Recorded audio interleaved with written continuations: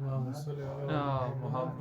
wa ali Muhammad. Okay, we continue with Surah Al-Kahf, and I believe we reached the third verse, or like we finished the first two verses, I think, and we got to the third verse. Yeah. So Allah spoke in the end of verse 2, وَيُبَشِّرَ الْمُؤْمِنِينَ الَّذِينَ يَعْمَلُونَ الصَّالِحَاتِ أَنَّ لَهُمْ أَجْرًا حَسَنًا, that Allah gives good tidings to the believers who do good deeds, that for them there will be a good reward. And of course that good reward here, we said last week, refers to the reward of paradise, not an earthly reward, not a worldly reward. Although they might get a reward in this life as well. However, Allah, the promise of the reward is for the hereafter. You might get something in this world, you might not, there might be only difficulties in this life. However, the promised reward, which Allah then comes back to a few times again later in the surah, is the reward of the hereafter. As for example, he has later in the surah, around halfway, إِنَّ الَّذِينَ آمَنُوا وَعَمِلُوا الصَّالِحَاتِ إِنَّا لَا نُضِيعُ أَجْرَ مَنْ أَحْسَنَ أَمَلًا. Certainly those who do good deeds and believe and do good deeds, we do not let the reward of them go to waste. Yeah. So meaning that is the reward that is promised, that they will not be denied that reward. But in this life, we don't know. And this is made more clear, obviously, with the next verse, which is the beginning of our discussion for this week. مَاكِثِينَ فِيهِ أَبَدًا, they will remain therein forever. So obviously, no worldly reward is forever, isn't it? Yeah, this is not something that can be attained in this life, in this dunya, because this dunya is not a dunya of permanence, it is a dunya of temporality. And that surah, in the next few verses that we're going to discuss today, Allah is going to explain that more, isn't it? That don't think that there can be a good reward in this life, because it's only temporary. Anything that's here is only temporary. And human beings, obviously, we want the ajr and hasana that we want, the good reward that we want, is something permanent. And nobody is happy with temporary things. Everyone wants something that will last forever. These temporary things are pale in comparison to what human beings actually desire. They want that permanence. And there is also a very beautiful and eloquent use or expression or use of language here, because مَاكِثِينَ فِيهَا أَبَدًا, مَاكِثِينَ comes from mukth, meaning to pause for a rest. Yeah? However, it says to do the mukth fihi abada, to do that mukth forever. So it paints for us the picture of the believers as if they're weary travelers who are coming to rest in that garden of paradise, which Allah has prepared for them, isn't it? However, that rest is not a temporary rest anymore, it is a permanent rest. Yeah. So there's that language of temporality versus permanence, which is used there beautifully to weave this image of an end to the travels of the weary. Good question. Travels of the weary. Weary, someone who's tired, isn't it? Weary of something. So believers, obviously, because they're toiling in this life, and as we said, they might have a reward in this life, they might not have a reward. However, there will be no more toil or tiredness. وَيُنذِرَ الَّذِينَ, and obviously, abada, we also understand from that human beings do not end anymore. We are eternal, however, we are sort of future eternal. Yeah? We're not past eternal, but we are future eternal. Allah is past eternal and future eternal, meaning He's eternal in both temporal directions, isn't it? He has always been and he will always be. And of course, that's very difficult for us to imagine. Someone has always been, never having a start. It's easier for us to imagine never dying because that's, as I said, something that we want and we desire to be. But it is ingrained in us that we had a beginning. And we cannot imagine, oh, I've always been, isn't it? That we can't imagine. So it's similarly difficult for us to imagine, or let's say, to comprehend how God has been forever, because it's outside of our conceptual framework.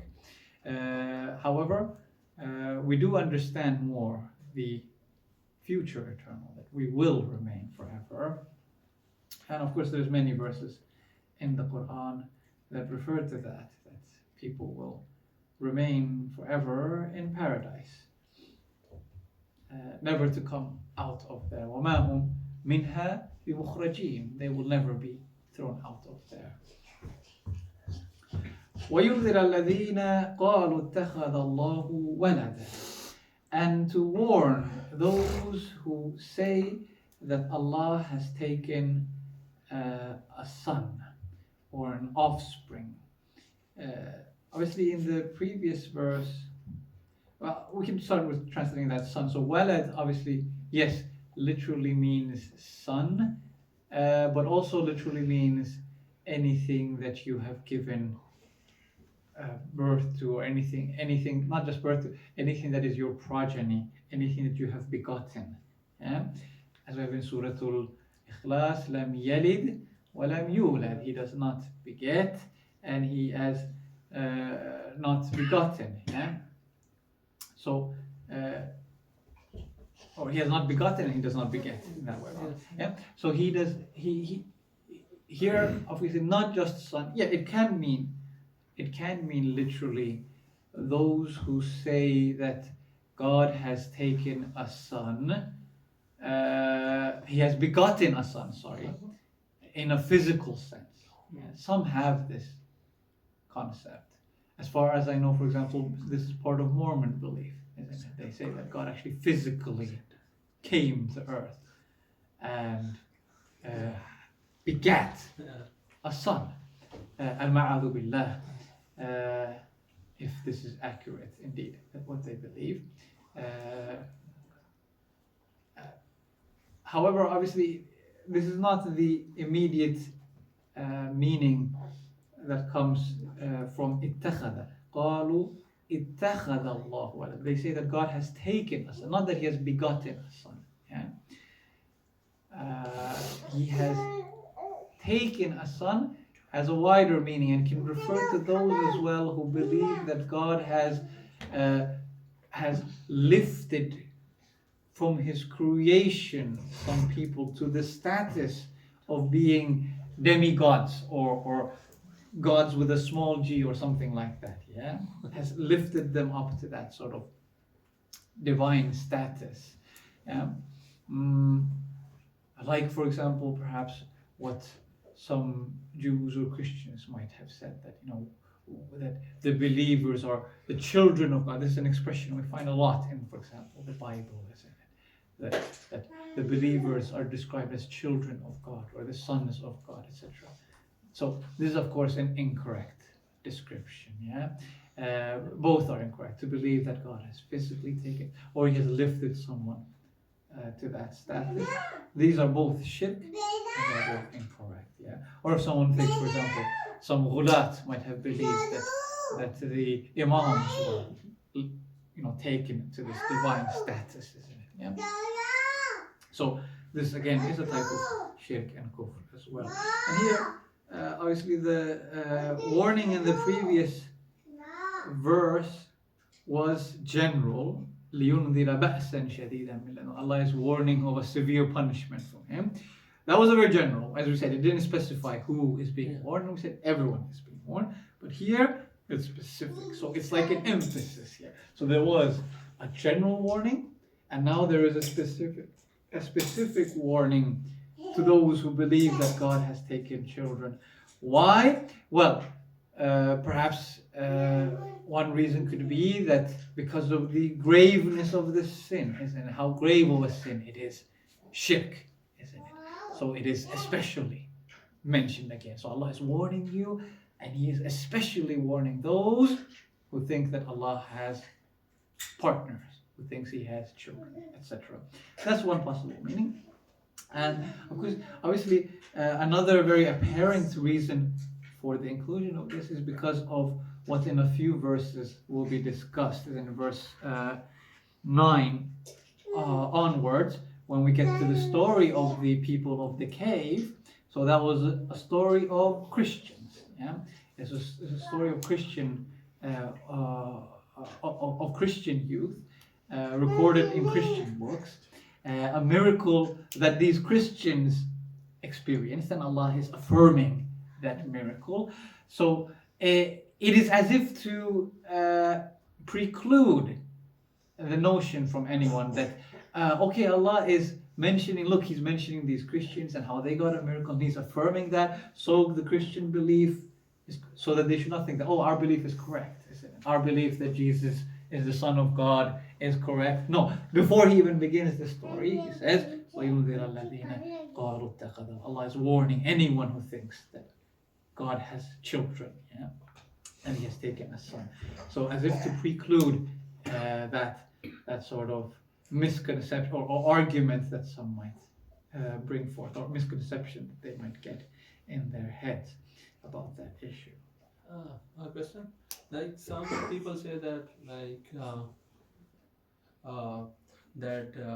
they either believe, they do not believe God, or like some people say, like in Quran it is written that the shirk is the gravest sin, and they say that we like do not kill people or do bad things, but we don't believe in God, or like for Christians they do shirk. So why it is always considered the gravest sin? Why is shirk considered the gravest sin? Yeah, we're going to discuss that briefly, but in the next verse soon. But briefly, because it's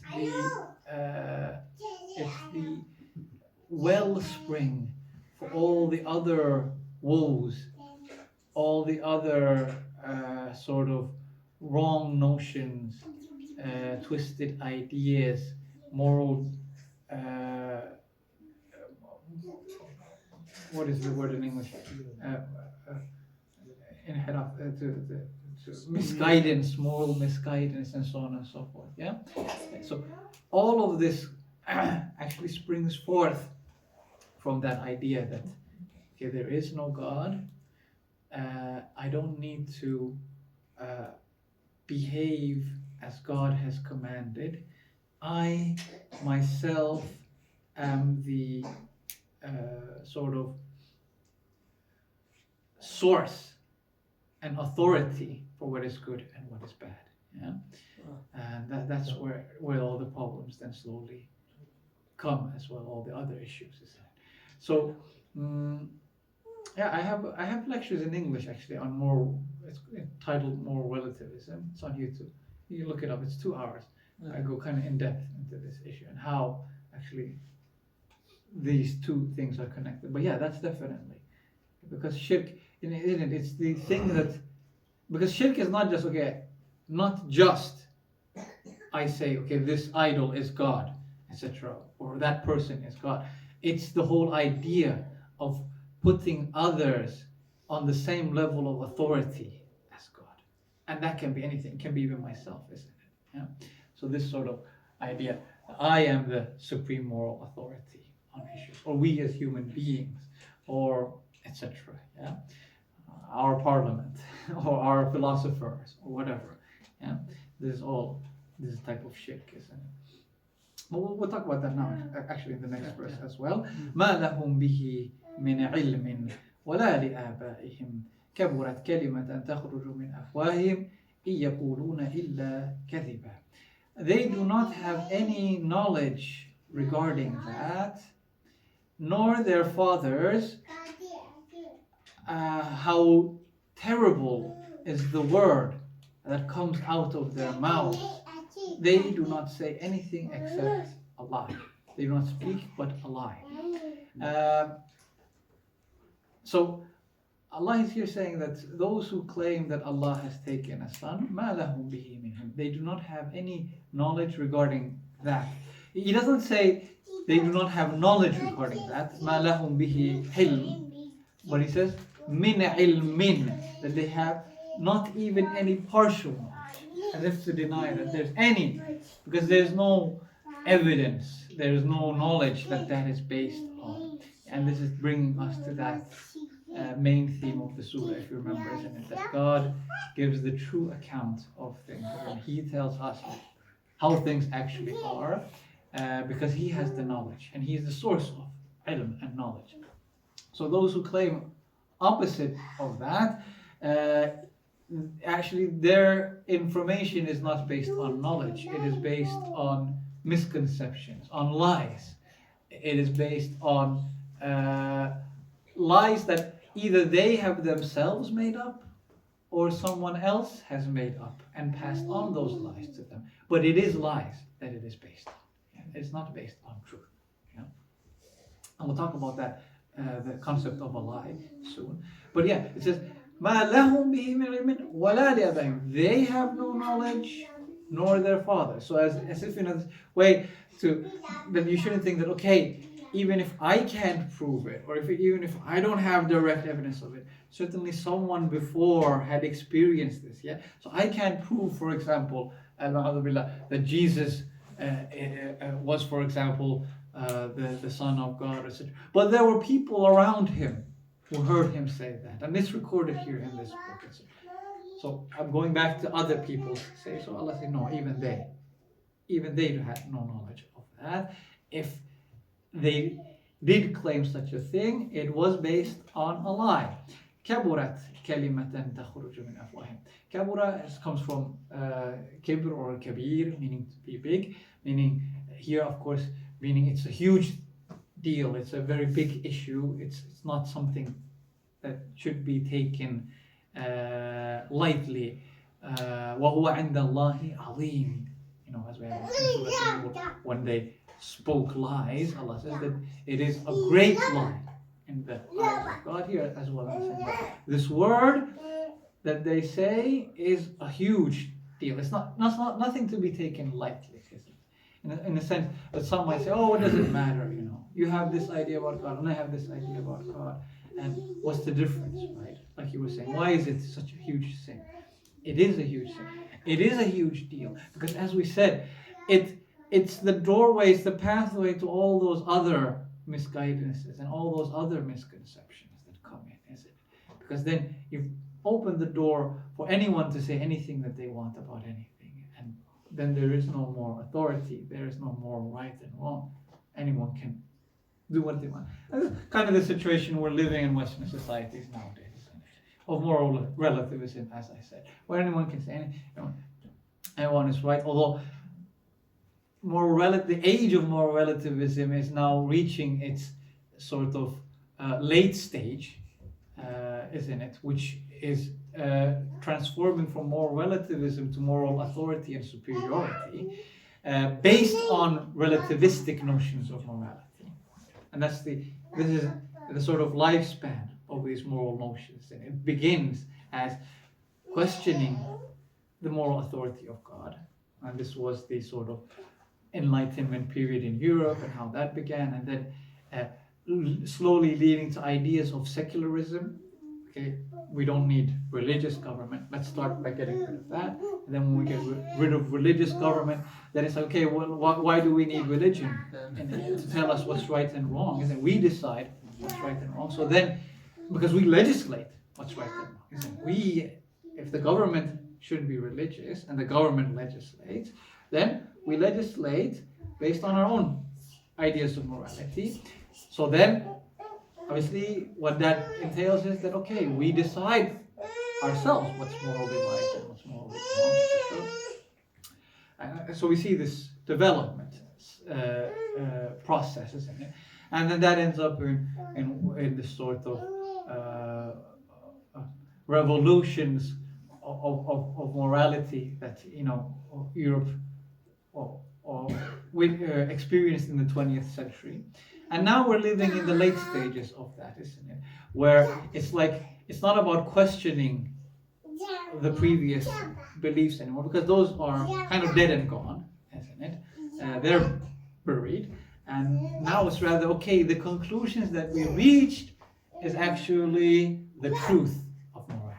It's not about question anymore. It's about the late stage where we've reached the truth about these issues, and we have to now speak authoritatively, or we can speak authoritatively, and we will speak authoritatively.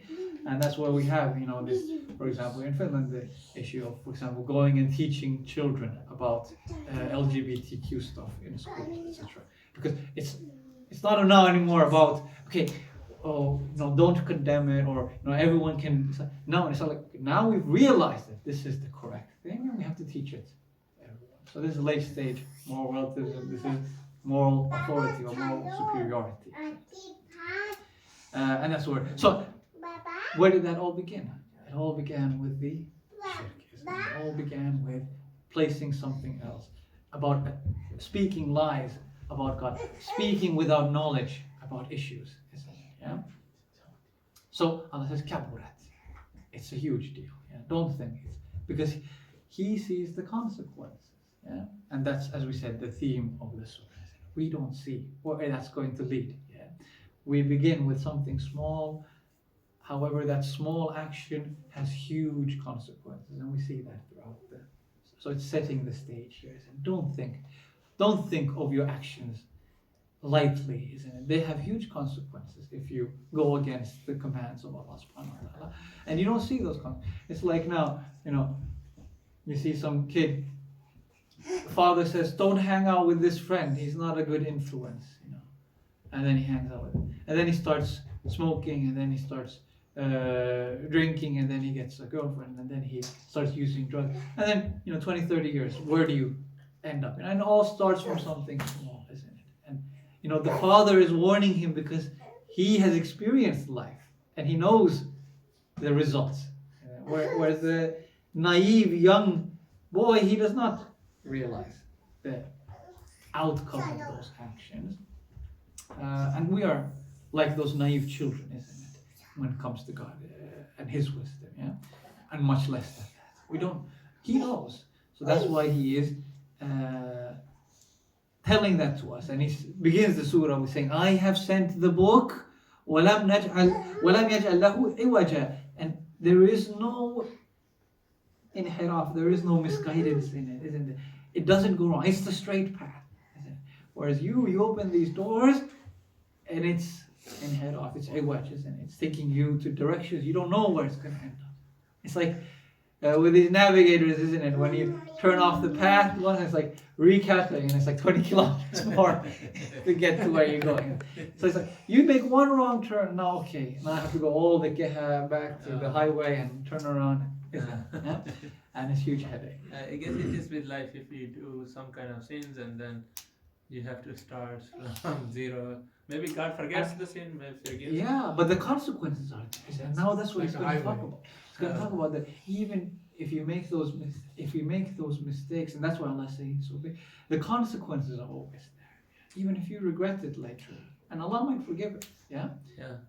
But the consequences, we can't escape from those. So we'll come to that. Actually, it's coming now, the verse there. كَبُرَتْ كَلِمَةً تَخْرُجُ مِنْ أَفْوَاهِهِمْ. How huge a deal is that word which comes out of their mouths. Yeah?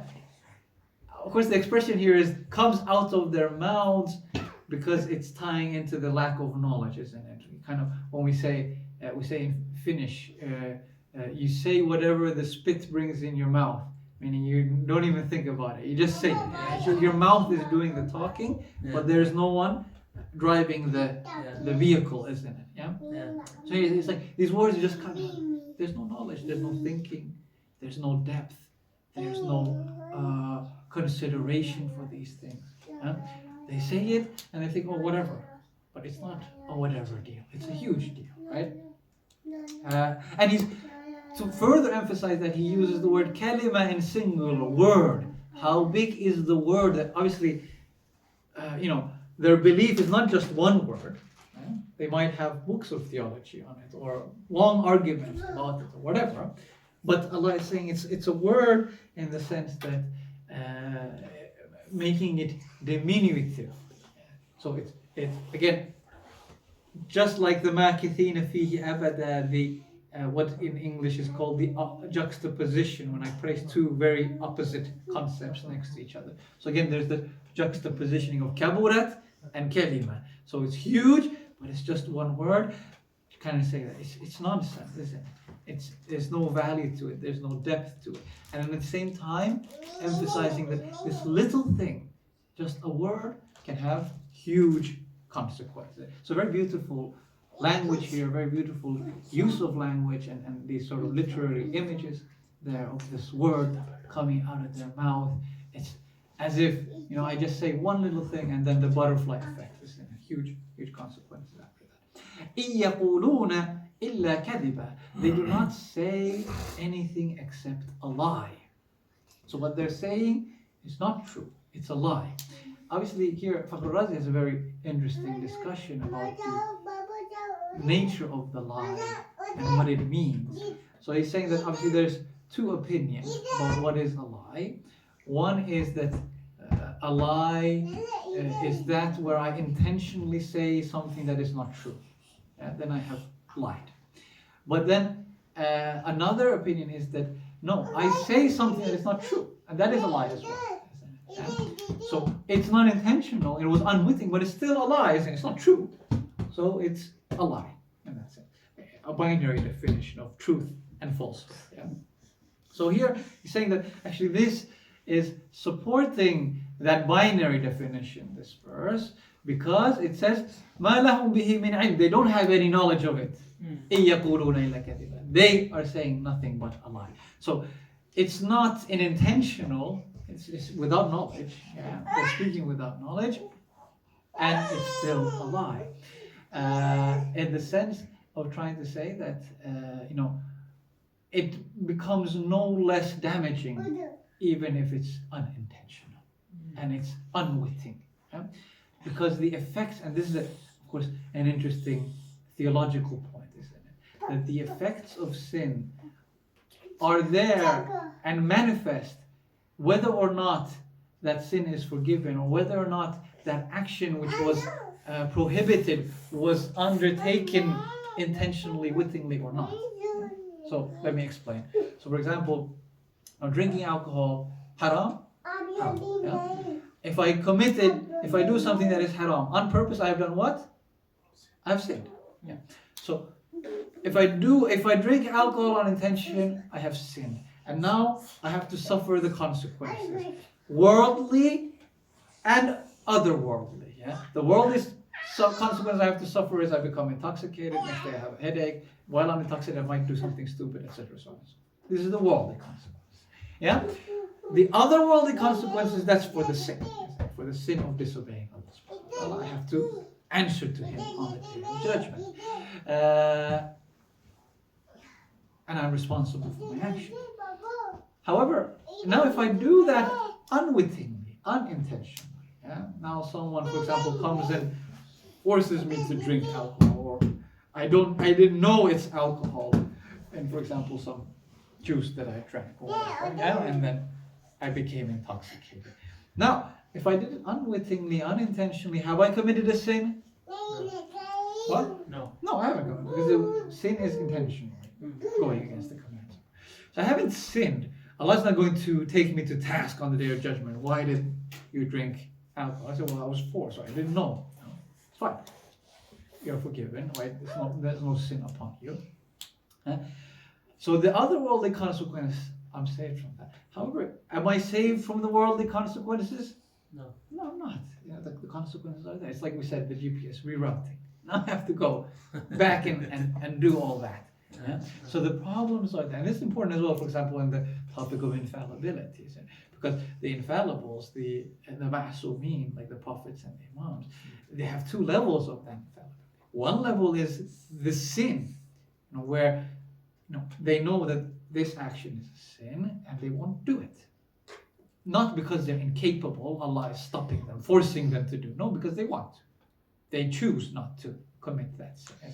So that's one. But there is another level, which is unintentional sin. So again, without knowing, for example, oh, I didn't know that, for example, in this chocolate there's liquor and I ate it, yeah? So there, Allah would intervene if He sees it necessary to protect the infallibility, because they are exemplars for us. Yeah, because, imagine now, for example, if the Prophet ﷺ went to someone's house and he thought he's being given grape juice and it was wine, let's say, yeah, and he had a flu and he didn't taste the difference, and he drank lots of it. And he became intoxicated. The next day it's Friday and he has to come there, intoxicated and lead the khutbah, etc. So, would Allah allow such a thing? Has he committed a sin? No, it was unintentional. Yeah, no, he didn't know. But now Allah would stop him, because this is now taking him. This is damaging his role as an example for us, as an exemplar for us. So Allah would not allow such a thing to happen. So this is the other level of isma, isn't it? So sins are of course damaging in this world and the next, but even unintentionally breaching the commands of Allah subhanahu wa ta'ala will be damaging. Because Allah will not make something prohibited or obligatory unless it had huge benefits or huge harm. Because there's a spectrum.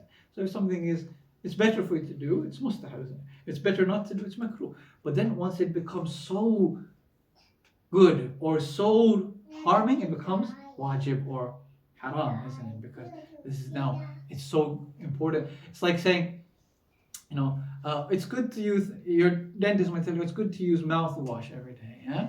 But when it comes to brushing your teeth, he says you have to do it. If you don't do it, you're going to lose your teeth. Use mouthwash, it's good. Your breath will be nicer, your cavities will stay cleaner, so on and so on. But it's mustahab. But the brushing, it's wajib because it's so harmful. Now, if you forgot to brush your teeth, yeah? Now, is it going to stop your teeth from being damaged to say, okay, I forgot. I didn't brush my teeth, I forgot. No, it's still going to damage your teeth, yeah?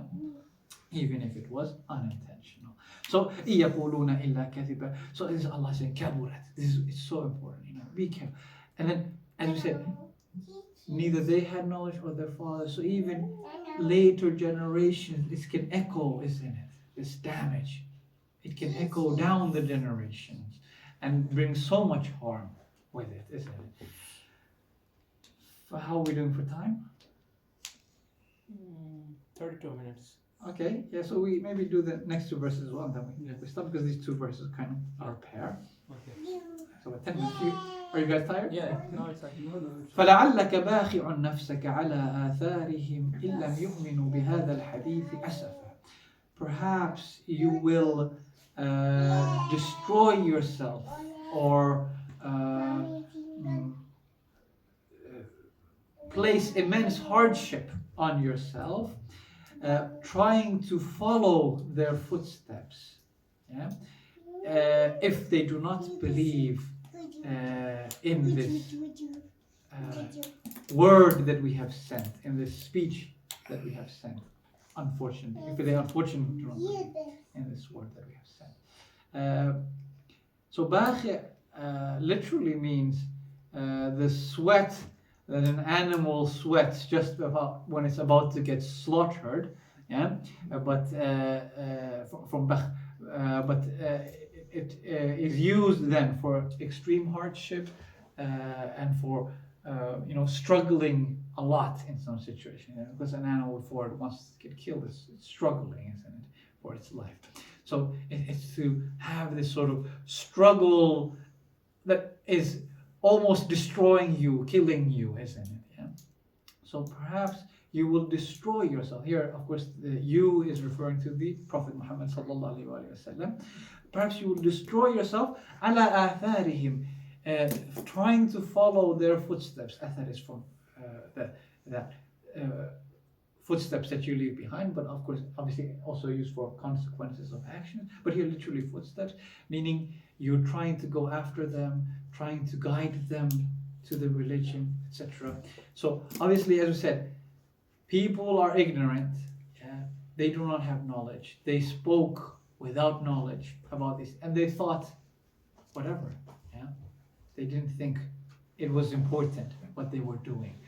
It was a big deal.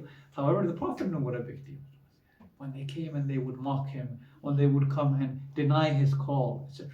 He knew what was going to be the result of that denial and that kufr. Yeah? So he was very worried because he loved his people and he loved the ummah that he was trying to call to Islam and to guide. So here he is, as if destroying himself, trying to get them. And this expression again of athar is very beautiful, figurative, literary usage of language, because it's like as if they're walking away from him and they're leaving these footsteps, and he's like this, like father who's lost his son and he's following the footsteps, trying to desperately find him. So he's running after them desperately. They are turning their backs on him, but he is not abandoning them. Yeah? He is going after them, running after them. Yeah? And this speaks volumes about the dedication that the Prophet ﷺ had to guide his ummah and the efforts that he expended. And may Allah reward him the greatest of rewards for that. And hadith obviously comes from something that happens, but here meaning speech.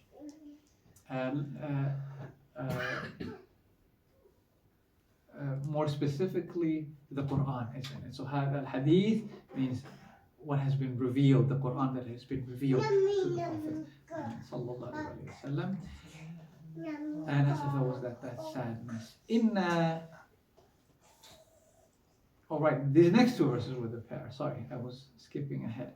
But we'll do the next two as well. إِنَّا جَعَلْنَا مَا عَلَى الْأَرْضِ زِينَةً لَهَا لِنَبْلُوَهُمْ أَيُّهُمْ أَحْسَنُ عَمَلًا وَإِنَّا لَجَاعِلُونَ مَا عَلَيْهَا صَعِيدًا جُرُوزًا. So two verses there. Certainly we have made whatever is on the earth as an adornment for it, to test them which one of them is best in action, and we will certainly make everything that is upon it like scattered dust. Allah says that everything that is on the earth, Allah has made it a zina, an adornment. Zina literally from meaning a beautification, a facade, so to speak, something that is not real, like makeup that a woman would wear. That's a zina, isn't it? Yeah? A beautiful adornment for something. And Allah is saying that everything that is on the earth, meaning everything in this world that we see around us, in this physical world, is an adornment. And Allah has made it like that, as if to say that there's no value to it. Yeah? It's not real, so to speak, none of it. Yeah? And He says that He has made it like that. Why? لِنَبْلُوَهُمْ, so that we may test them. أَيُّهُمْ أَحْسَنُ مِنَّا, which one of them is best in their action. Saying, the life of this world. This is a very central verse for this surah as well. Yeah? After the first two verses which laid out the main theme, this is perhaps the next most important verse in the surah the surah keeps coming back to this idea here, that Allah sees the reality of this world. Yeah? We do not see it because we are blinded by the zina of it. Yeah? We are blinded by the adornment of it. Allah is saying that nothing that is on this world is worth pursuing, isn't it? Because as we said earlier, what we want is what? What do we want? What is the good reward that we want as human beings? It is the eternal reward. Anything besides that, it's not worthwhile, isn't it? So Allah is saying that actually nothing on this world is worthwhile because it's all temporary. Everything is going to be destroyed. وَإِنَّا لَجَاعِلُونَ مَا عَلَيْهَا صَعِيدًا جُرُزًا. Everything that's on it, we're going to make it into scattered dust. Yeah? So that's one layer of the meaning of this making everything on this world as zina. And it's all temporary. Don't think that there's anything permanent to be had in this world. Know that it's all going to end. the whole universe is going to get destroyed and remade, isn't it? Nothing is going to be left. Everything that is on it is vanishing, is going to be annihilated. Yeah, that's one meaning. The second layer of meaning is obviously that this is all put here as a test for us, meaning Allah has made it beautiful for us, has made us want it and desire it, because again, in reality, as we said, human beings desire what? That which is eternal. And we know that this world is not eternal. But why do we desire it? It's like, it's a conundrum, is it? We know we don't want something temporary. Yeah. We want something permanent. And yet the dunya, which we know is temporary, we still want it. Why is that? And Allah is saying that, well, we have done that. Inna jahannama alayha zinatan laha. We have made it beautiful. We have made it in a way that even though you know it's not real and it's not nice, it's nice and you want it and you desire it. Like you said, it's like a makeup on a woman that is perhaps very unattractive, but then she makes herself attractive through that. Or a cake that's decorated very nicely and inside it's cardboard, or something like that. It looks very nice on top, but it's reality, it's nothing inside it. Yeah. So this is how these very expensive cakes usually are, isn't it? It just looks nice, but it doesn't taste nice. Yeah. So we did this. Why did we do this? So we could test them in their action, because we want to see, will they submit to my command, or will they follow their desires? Will they do that which is right, or will they follow their own ambitions and their own pride and so on and so on? Will they follow the whisperings of shaitan? Because again, shaitan is one of the agents of adornment for the world, isn't it? That's the way he misguides people. Yeah? He says himself, لَأُزَيِّنَنَّ لَهُمْ. I will beautify this world for them. Yeah? He comes and it's like a very good salesman, isn't it? When you go to the store and you see something and you might think, oh, it's not that nice. But then the salesman comes and he talks, oh, it's got this, it's got that, it's like this, it's got these features, oh, you shouldn't miss out on this, and you start to, oh wow, okay, maybe this is actually really nice, and shaitan This is like iPhone is very good.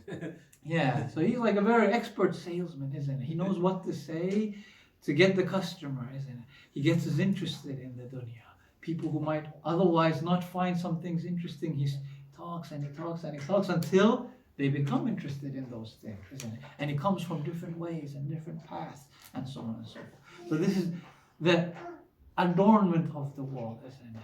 And it's made on purpose. Why? Because otherwise the human being would not desire it, he would not want it. And the third layer of meaning that we may refer to is that, nothing in this world is real. The true reality and true existence is Allah subhanahu wa ta'ala. I say real in more of a philosophical sense rather than a literal sense. Yeah, real in the sense that there is no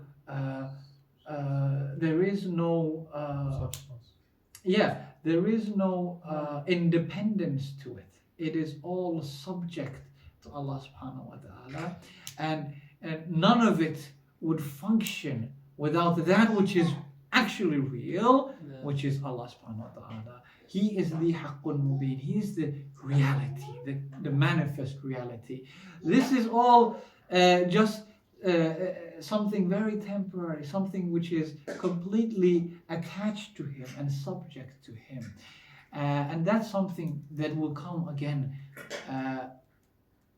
more and more as we go throughout the surah, this idea that all the sort of asbab, all the means, all the sort of physical realities, all are subject to Allah subhanahu wa ta'ala, and it all comes back to Him. And the stories that we read in the surah, each in different ways look at this idea as well. And as we come to that, as we said, this pair of verses is very important. So we'll keep coming along with the main theme. We'll keep coming back to this pair of verses as well in the different stories, and they all reflect on different aspects of these ideas that are presented here.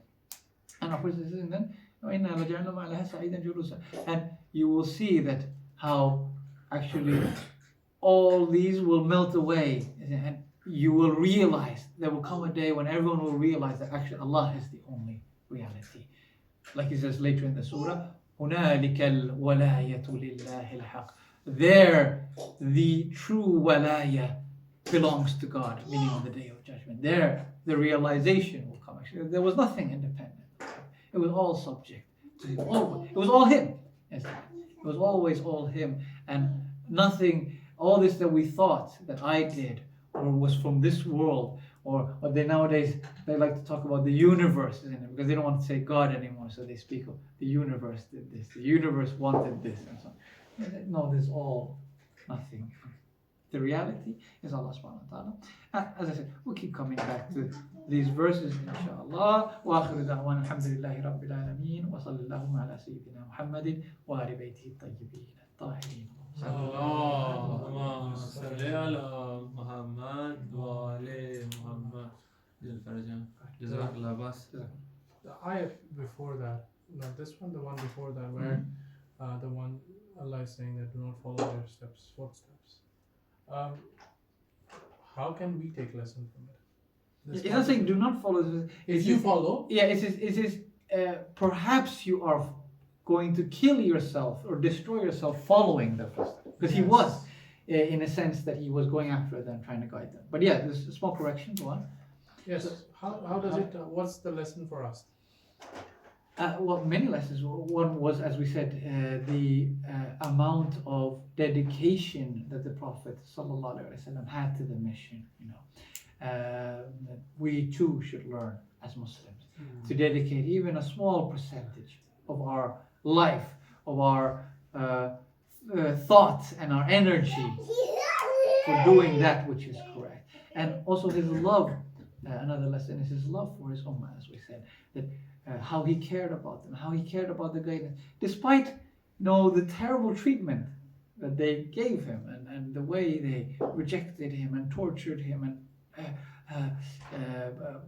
punished the believers and drove them out of their city and fought them and wars, and he was still always trying to guide them, had that hope for bringing them to faith, etc., saving them from that punishment.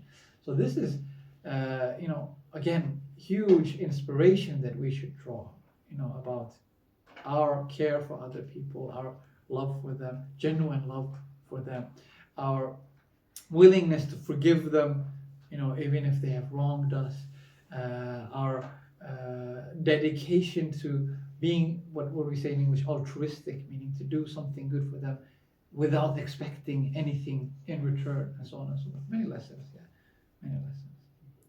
Where do we draw the line? Because then also there is, Allah says to the Prophet that, hey, you are just a muballigh. Yeah. I'm muqallib al-qulub. Yeah, this is, of course, he says that to comfort him, because he was almost destroying himself. Yes. He was so stressed about it, so taking so much pressure from it, isn't it? Or as we have in the beginning of Surah Taha, مَا أَنزَلْنَا عَلَيْكَ الْقُرْآنَ لِتَشْقَى. We didn't reveal the Quran to you that you should be saddened, that you should be worried, it was a blessing, obviously, because he had taken it so hard. So Allah is saying that, hey, look, you cannot guide them. إِنَّكَ لَا تَهْدِي مَنْ تُحِبُّ. You cannot guide the ones you want. Allah will guide them. You just give them the message. Obviously, again, part of it was his duty. He had to keep telling them, keep giving them the reminders 1 time, 2 times, 3 times, 100 times. Keep giving it. But obviously, as we said, because of his love, because of his dedication, he would get worried, and because he cared for them. And that's why Allah chose human beings as prophets, and not angels, because they had this capacity for loving their fellow man and caring about them. And why he chose them from amongst their people and not from some foreign nation a prophet would come, because they care about it. And that's another lesson for us as well, that we need to love the society, care about the society that we live in, not see ourselves as outsiders who be like, oh, whatever, it's their problem. Let them do what they want, and I'll do what. No, trying to affect it, trying to reach them, and so on and so forth. Yeah.